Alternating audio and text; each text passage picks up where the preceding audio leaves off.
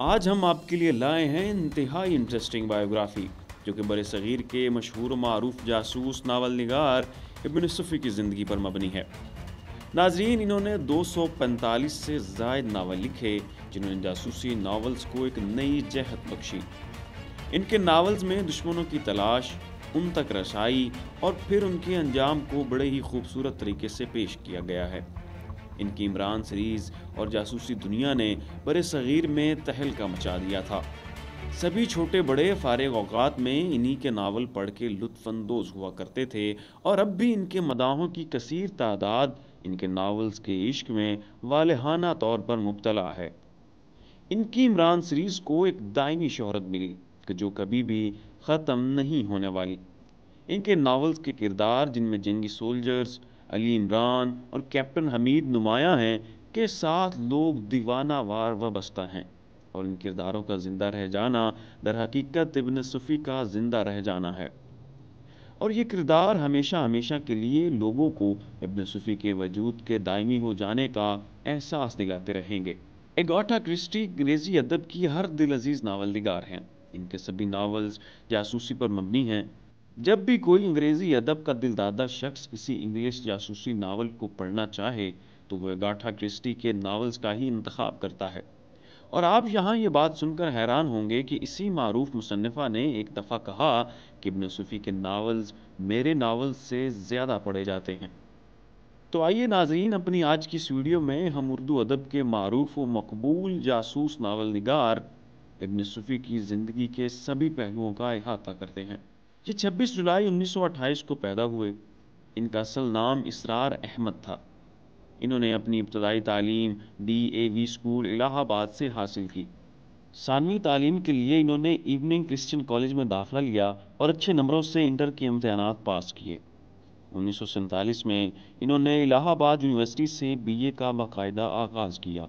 اسی دوران پاکستان اور بھارت دو الگ الگ ملکوں میں بٹ گئے، جس سے صفی صاحب کا تعلیمی سلسلہ منقطع ہو گیا۔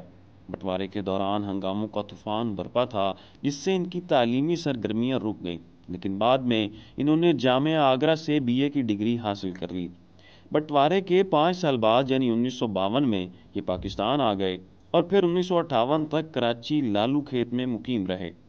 1949 سے 52 تک یہ تدریسی سرگرمیوں میں مصروف رہے اور تعلیمی اداروں میں بطور معلم خدمات سر انجام دیتے رہے۔ لیکن 1952 کے بعد یہ ادبی سرگرمیوں سے وابستہ ہو گئے، اور پھر انہوں نے جاسوسی ناول لکھنے شروع کر دیے، اور 1955 میں یہ جاسوسی ناولز کی شاہکار تخلیق عمران سیریز شائع کروانے میں کامیاب ہو گئے۔ یہ سیریز اپنی مثال آپ تھی۔ فکشن پر مبنی ان کا یہ جاسوسی ناول اپنی طرز کا بے نظیر ناول تھا۔ بس یہیں سے ان کے شاندار کیریئر کا آغاز ہو گیا۔ اس کے بعد یہ ناول پر ناول لکھتے گئے، جن کو عوامی سطح پر بے حد سراہا جاتا رہا۔ ان کے سبھی ناولز بیسٹ سیلرز رہے۔ اس کے بعد انہوں نے اجنبی، فرار، دلیر مجرم اور خوفناک امارت کے ٹائٹل سے ناولز لکھے کہ جو فقید المثال ثابت ہوئے۔ ان کے ناولز نہ صرف خود بے نظیر تھے، بلکہ انہوں نے جاسوسی ناولز کے میدان میں کام کرنے والے لکھاریوں کو نئی جہت سے روشناس کروایا۔ 1957 میں انہوں نے اسرار پبلیکیشنز کے نام سے ادارہ کھولا، جس سے بعد ازاں ادبی کام شائع ہوتا رہا۔ 1970 میں ان کا لکھا گیا ناول دعا گو PTV پر چلانے کے لیے چنا گیا۔ اس کی چند اقساط کی ریکارڈنگ بھی ہوئی تھی، لیکن بعد میں سیاسی کشمکش کی وجہ سے یہ ڈرامہ PTV پر نہ چل سکا۔ اس ڈرامے میں کوی خان نے عمران کا کردار ادا کیا تھا۔ 1961 کو ابن صفی اچانک بیمار پڑ گئے۔ تشخیص کرنے پر پتہ چلا کہ ان کے لبے میں کینسر ہے، اس لیے انہوں نے اپنی ادبی سرگرمیاں معطل کر دی۔ جب انہوں نے کام بند کیا تو بہت سے نئے رائٹرز جاسوسی ناول لکھنے لگے اور ناولز کو ابن صفی کے نام سے شائع کروانے لگے، جس سے ان کی نام کی ساکھ کو بے تحاشا نقصان پہنچا۔